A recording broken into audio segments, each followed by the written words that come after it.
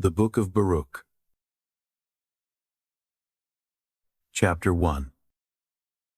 These are the words of the book which Baruch the son of Nerius, the son of Macias, the son of Sedekias, the son of Asadias, the son of Helkias, wrote in Babylon, in the 5th year, in the 7th day of the month, at the time when the Chaldeans took Jerusalem and burned it with fire. Baruch read the words of this book in the hearing of Jeconias, the son of Joachim, king of Judah, and in the hearing of all the people who came to hear the book, and in the hearing of the mighty men, and of the king's sons, and in the hearing of the elders, and in the hearing of all the people, from the least to the greatest, even of all those who lived at Babylon by the river Sud. Then they wept, fasted, and prayed before the Lord. They also made a collection of money, according to every man's ability, and they sent it to Jerusalem to Joachim the high priest, the son of Helkias, the son of Salom, and to the priests, and to all the people who were found with him at Jerusalem, at the same time when he took the vessels of the house of the Lord, that had been carried out of the temple, to return them into the land of Judah, the 10th day of Sivan. Silver vessels which Sedekias the son of Josias king of Judah had made, after Nabuchodonosor king of Babylon had carried away Jeconias, the princes, the captives, the mighty men, and the people of the land from Jerusalem, and brought them to Babylon. And they said, Behold, we have sent you money. Therefore buy with the money burnt offerings, sin offerings, and incense, and prepare an oblation, and offer upon the altar of the Lord our God, and pray for the life of Nabuchodonosor king of Babylon, and for the life of Baltasar his son, that their days may be as the days of heaven above the earth. The Lord will give us strength and light to our eyes. We will live under the shadow of Nabuchodonosor king of Babylon, and under the shadow of Baltasar his son, and we shall serve them many days, and find favor in their sight. Pray for us also to the Lord our God, for we have sinned against the Lord our God. To this day, the wrath of the Lord and his indignation is not turned from us. You shall read this book which we have sent to you, to make confession in the house of the Lord upon the day of the feast, and on the days of the solemn assembly.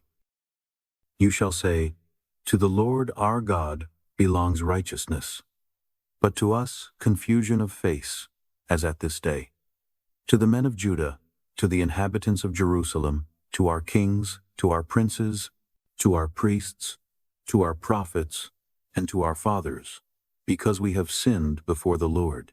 We have disobeyed him, and have not listened to the voice of the Lord our God, to walk in the commandments of the Lord that he has set before us. Since the day that the Lord brought our fathers out of the land of Egypt to this present day, we have been disobedient to the Lord our God, and we have been negligent in not listening to his voice. Therefore the plagues have clung to us, along with the curse which the Lord declared through Moses his servant, in the day that he brought our fathers out of the land of Egypt, to give us a land that flows with milk and honey, as at this day. Nevertheless, we didn't listen to the voice of the Lord our God, according to all the words of the prophets whom he sent to us. But we each walked in the imagination of his own wicked heart, to serve strange gods, and to do what is evil in the sight of the Lord our God. Chapter 2. Therefore the Lord has made good his word which he pronounced against us, and against our judges who judged Israel, and against our kings, and against our princes, and against the men of Israel and Judah, to bring upon us great plagues, such as never happened before under the whole heaven, as it came to pass in Jerusalem, according to the things that are written in the law of Moses, that we should each eat the flesh of our own son, and each eat the flesh of our own daughter. Moreover, he has given them to be in subjection to all the kingdoms that are around us, to be a reproach and a desolation among all the people around us, where the Lord has scattered them. Thus they were cast down, and not exalted, because we sinned against the Lord our God in not listening to his voice. To the Lord our God belongs righteousness, But to us, and to our fathers, confusion of face, as at this day. All these plagues have come upon us, which the Lord has pronounced against us. Yet have we not entreated the favor of the Lord, by everyone turning from the thoughts of his wicked heart. Therefore the Lord has kept watch over the plagues. The Lord has brought them upon us. For the Lord is righteous in all his works which he has commanded us. Yet we have not listened to his voice, to walk in the commandments of the Lord that he has set before us. And now, O Lord, you God of Israel, who have brought your people out of the land of Egypt with a mighty hand, with signs, with wonders, with great power, and with a high arm, and have gotten yourself a name, as at this day. O Lord our God, we have sinned. We have been ungodly. We have done wrong in all your ordinances. Let your wrath turn from us, for we are but a few left among the heathen where you have scattered us. Hear our prayer, O Lord, and our petition, and deliver us for your own sake. Give us favor in the sight of those who have led us away captive, that all the earth may know that you are the Lord our God, because Israel and his posterity is called by your name. O Lord, look down from your holy house, and consider us. Incline your ear, O Lord, and hear. Open your eyes, and see. For the dead that are in Hades, whose breath is taken from their bodies, will give to the Lord neither glory nor righteousness.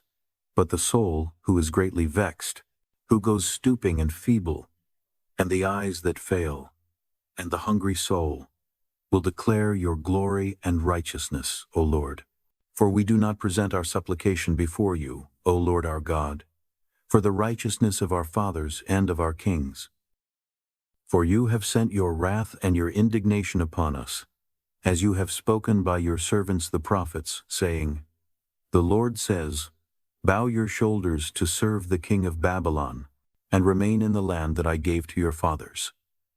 But if you won't hear the voice of the Lord to serve the king of Babylon, I will cause to cease out of the cities of Judah and from the region near Jerusalem the voice of mirth, the voice of gladness, voice of the bridegroom, and the voice of the bride.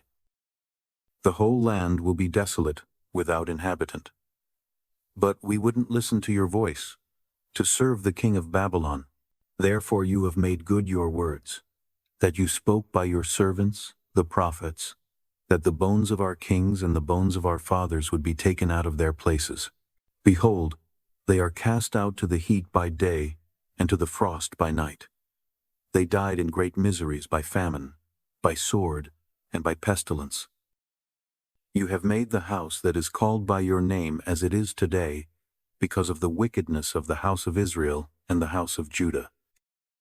Yet, O Lord our God, you have dealt with us after all your kindness and according to all your great mercy, as you spoke by your servant Moses, in the day when you commanded him to write your law, in the presence of the children of Israel, saying, If you won't hear my voice, surely this very great multitude will be turned into a small number among the nations, where I will scatter them.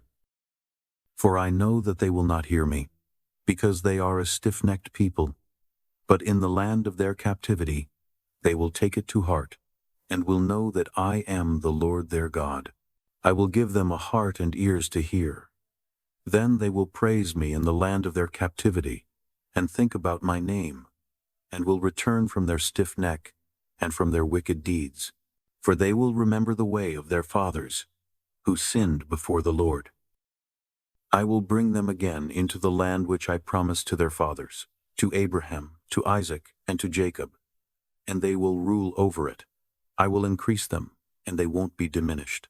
And I will make an everlasting covenant with them to be their God, and they will be my people. I will no more remove my people Israel out of the land that I have given them. Chapter 3. O Lord Almighty, you God of Israel, the soul in anguish and the troubled spirit cries to you. Hear, O Lord, and have mercy, for you are a merciful God.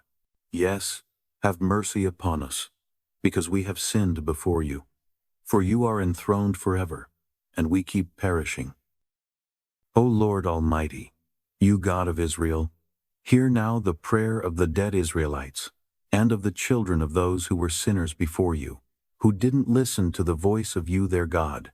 Because of this, these plagues cling to us. Don't remember the iniquities of our fathers, but remember your power and your name at this time. For you are the Lord our God, and we will praise you, O Lord. For this cause, you have put your fear in our hearts, to the intent that we should call upon your name.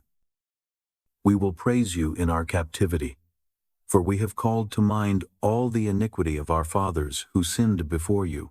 Behold, we are yet this day in our captivity where you have scattered us, for a reproach and a curse, and to be subject to penalty according to all the iniquities of our fathers who departed from the Lord our God. Hear, O Israel, the commandments of life. Give ear to understand wisdom. How is it, O Israel, that you are in your enemy's land, that you have become old in a strange country, that you are defiled with the dead, that you are counted with those who are in Hades? You have forsaken the fountain of wisdom. If you had walked in the way of God, you would have dwelled in peace forever. Learn where there is wisdom, where there is strength, and where there is understanding, that you may also know where there is length of days and life, where there is the light of the eyes and peace. Who has found out her place? Who has come into her treasuries? Where are the princes of the heathen, and those who ruled the beasts that are on the earth, those who had their pastime with the fowls of the air, and those who hoarded up silver and gold, in which people trust, and of their getting there is no end? For those who diligently sought silver, and were so anxious, and whose works are past finding out, they have vanished and gone down to Hades, and others have come up in their place. Younger men have seen the light and lived upon the earth, but they haven't known the way of knowledge, nor understood its paths. Their children haven't embraced it. They are far off from their way. It has not been heard of in Canaan, neither has it been seen in Teman. The sons also of Agar, who seek understanding, which are in the land, the merchants of Meron and Teman, and the authors of fables, and the searchers out of understanding. None of these have known the way of wisdom, or remembered her paths. O Israel, how great is the house of God! How large is the place of his possession! It is great, and has no end. It is high and unmeasurable. Giants were born that were famous of old, great of stature, and expert in war. God didn't choose these, nor did he give the way of knowledge to them. So they perished, because they had no wisdom. They perished through their own foolishness. Who has gone up into heaven, taken her, and brought her down from the clouds? Who has gone over the sea, found her, and will bring her for choice gold? There is no one who knows her way, nor any who comprehend her path. But he that knows all things knows her. He found her out with his understanding. He who prepared the earth for all time has filled it with four-footed beasts. It is he who sends forth the light, and it goes. He called it, and it obeyed him with fear. The stars shone in their watches, and were glad. When he called them, they said, Here we are. They shone with gladness to him who made them. This is our God. No other can be compared to him. He has found out all the way of knowledge, and has given it to Jacob his servant, and to Israel who is loved by him. Afterward she appeared upon earth, and lived with men. Chapter 4. This is the book of God's commandments, and the law that endures forever. All those who hold it fast will live, but those who leave it will die. Turn, O Jacob, and take hold of it. Walk toward the shining of its light. Don't give your glory to another, nor the things that are to your advantage to a foreign nation. O Israel, we are happy. For the things that are pleasing to God are made known to us. Be of good cheer, my people, the memorial of Israel. You were not sold to the nations for destruction, but because you moved God to wrath, you were delivered to your adversaries. For you provoked him who made you by sacrificing to demons, and not to God. You forgot the everlasting God who brought you up. You also grieved Jerusalem, who nursed you. For she saw the wrath that came upon you from God, and said, Listen, you who dwell near Zion, for God has brought upon me great mourning. For I have seen the captivity of my sons and daughters, which the everlasting has brought upon them. For with joy I nourished them, but sent them away with weeping and mourning. Let no man rejoice over me, a widow and forsaken by many. For the sins of my children I am left desolate, because they turned away from the law of God and had no regard for his statutes. They didn't walk in the ways of God's commandments, or tread in the paths of discipline in his righteousness. Let those who dwell near Zion come and remember the captivity of my sons and daughters, which the everlasting has brought upon them. For he has brought a nation upon them from afar, a shameless nation, with a strange language, who didn't respect old men or pity children.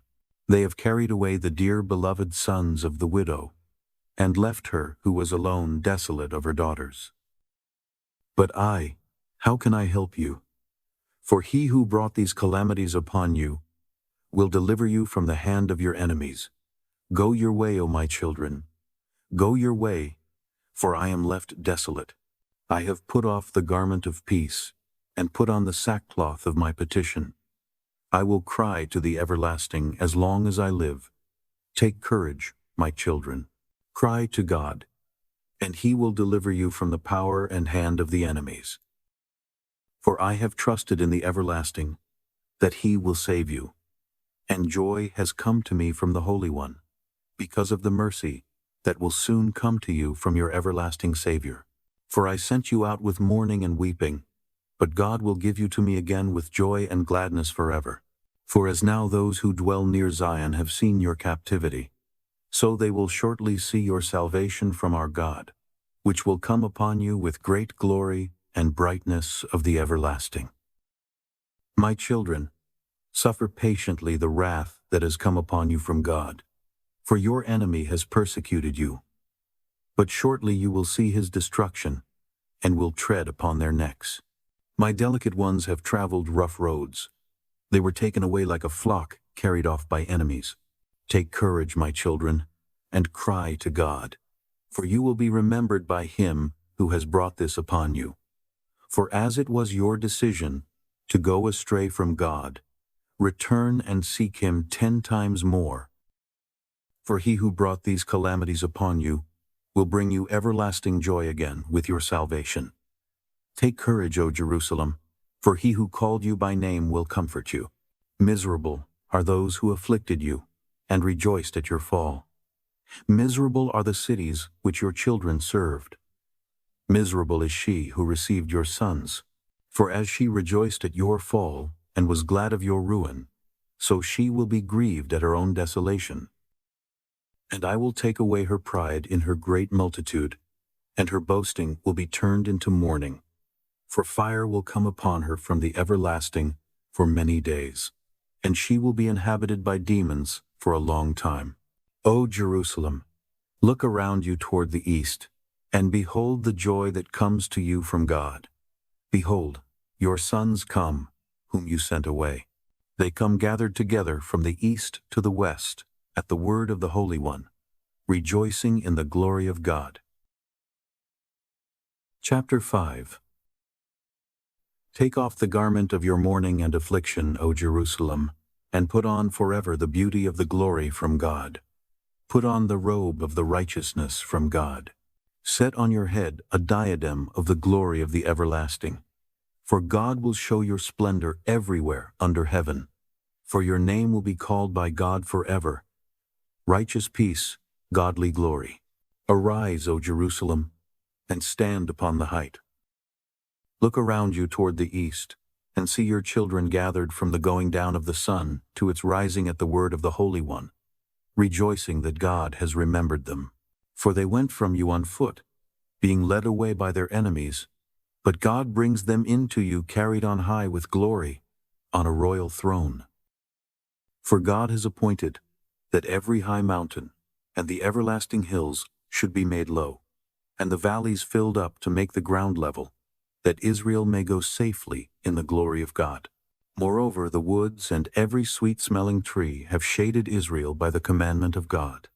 For God will lead Israel with joy in the light of his glory, with the mercy and righteousness that come from him. Chapter 6. The Letter of Jeremiah. A copy of a letter that Jeremiah sent to those who were to be led captives into Babylon by the king of the Babylonians, to give them the message that God commanded him. Because of the sins which you have committed before God, you will be led away captives to Babylon by Nabuchodonosor, king of the Babylonians. So when you come to Babylon, you will remain there many years, and for a long season, even for 7 generations.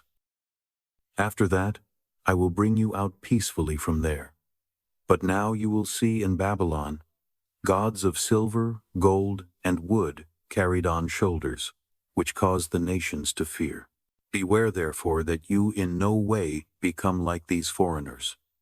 Don't let fear take hold of you because of them, when you see the multitude before them and behind them, worshipping them. But say in your hearts, O Lord, we must worship you. For my angel is with you, and I myself care for your souls. For their tongue is polished by the workmen, and they themselves are overlaid with gold and with silver, yet they are only fake, and can't speak. And taking gold, as if it were for a virgin who loves to be happy, they make crowns for the heads of their gods. Sometimes also the priests take gold and silver from their gods, and spend it on themselves. They will even give some of it to the common prostitutes. They dress them like men with garments, even the gods of silver, gods of gold, and gods of wood. Yet these gods can't save themselves from rust and moths, even though they are covered with purple garments. They wipe their faces because of the dust of the temple, which is thick upon them. And he who can't put to death one who offends against him holds a scepter, as though he were judge of a country. He has also a dagger in his right hand, and an axe, but can't deliver himself from war and robbers. By this they are known not to be gods. Therefore, don't fear them. For like a vessel that a man uses is worth nothing when it is broken, even so it is with their gods. When they are set up in the temples, their eyes are full of dust through the feet of those who come in. As the courts are secured on every side upon him who offends the king, as being committed to suffer death, even so the priests secure their temples with doors, with locks, and bars, lest they be carried off by robbers. They light candles for them, yes, more than for themselves, even though they can't see one.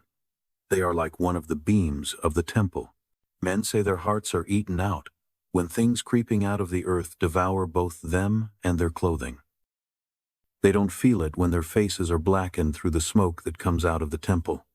Bats, swallows, and birds land on their bodies and heads. So do the cats. By this you may know that they are no gods. Therefore, don't fear them. Notwithstanding the gold with which they are covered to make them beautiful, unless someone wipes off the tarnish, they won't shine. For they didn't even feel it when they were molten. Things in which there is no breath are bought at any cost. Having no feet, they are carried upon shoulders. By this, they declare to men that they are worth nothing. Those who serve them are also ashamed, for if they fall to the ground at any time, they can't rise up again by themselves. If they are bowed down, they can't make themselves straight. But the offerings are set before them, as if they were dead men.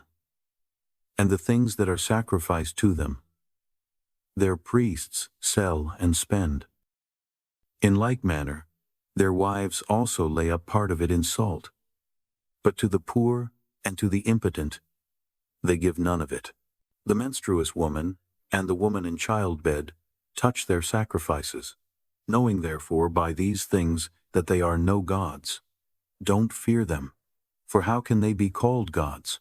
Because women set food before the gods of silver, gold, and wood. And in their temples the priests sit on seats, having their clothes torn and their heads and beards shaven, and nothing on their heads. They roar and cry before their gods, as men do at the feast when one is dead. The priests also take off garments from them, and clothe their wives and children with them. Whether it is evil or good what one does to them, they are not able to repay it. They can't set up a king or put him down. In like manner, they can neither give riches nor money.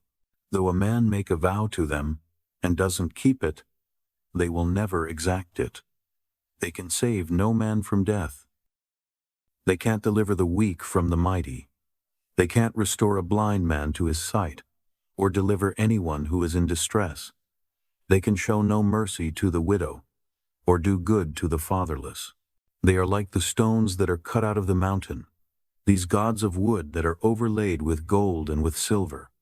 Those who minister to them will be confounded. How could a man then think or say that they are gods, when even the Chaldeans themselves dishonor them? If they shall see one mute who can't speak, they bring him and ask him to call upon Bel, as though he were able to understand. Yet they can't perceive this themselves, and forsake them, for they have no understanding. The women also with cords around them sit in the ways, burning bran for incense. But if any of them, drawn by someone who passes by, lies with him, she reproaches her fellow, that she was not thought as worthy as herself, and her cord wasn't broken. Whatever is done among them is false. How could a man then think or say that they are gods? They are fashioned by carpenters and goldsmiths. They can be nothing else than what the workmen make them to be. And they themselves who fashion them can never continue long. How then should the things that are fashioned by them? For they have left lies and reproaches to those who come after. For when there comes any war or plague upon them, the priests consult with themselves, where they may be hidden with them. How then can't men understand that they are no gods, which can't save themselves from war or from plague? For seeing they are only wood and overlaid with gold and silver, it will be known hereafter that they are false. It will be manifest to all nations and kings that they are no gods, but the works of men's hands, and that there is no work of God in them. Who then may not know that they are not gods? For they can't set up a king in a land, or give reign to men. They can't judge their own cause, or redress a wrong, being unable, for they are like crows between heaven and earth. For even when fire falls upon the house of gods of wood overlaid with gold or with silver, their priests will flee away and escape, but they themselves will be burned apart like beams. Moreover, they can't withstand any king or enemies. How could a man then admit or think that they are gods? Those gods of wood overlaid with silver or with gold aren't able to escape from thieves or robbers. The gold, silver, and garments with which they are clothed, those who are strong will take from them and go away with them. They won't be able to help themselves. Therefore it is better to be a king who shows his manhood, or else a vessel in a house profitable for whatever the owner needs, than such false gods, or even a door in a house, to keep the things safe that are in it, than such false gods. Or better to be a pillar of wood in a palace than such false gods. For sun, moon, and stars, being bright and sent to do their jobs, are obedient. Likewise also the lightning when it flashes is beautiful to see. In the same way, the wind also blows in every country. And when God commands the clouds to go over the whole world, they do as they are told. And the fire sent from above to consume mountains and woods does as it is commanded. But these are to be compared to them neither in show nor power. Therefore a man shouldn't think or say that they are gods, seeing they aren't able to judge causes or to do good to men. Knowing therefore that they are no gods, don't fear them. For they can neither curse nor bless kings. They can't show signs in the heavens among the nations, or shine as the sun, or give light as the moon. The beasts are better than they, for they can get under a covert and help themselves. In no way, then, is it manifest to us that they are gods. Therefore, don't fear them. For as a scarecrow in a garden of cucumbers that keeps nothing, so are their gods of wood overlaid with gold and silver. Likewise also their gods of wood, overlaid with gold and with silver, are like a white thorn in an orchard that every bird sits upon. They are also like a dead body that is thrown out into the dark. You will know them to be no gods by the bright purple that rots upon them. They themselves will be consumed afterwards, and will be a reproach in the country. Better, therefore, is the just man who has no idols, for he will be far from reproach.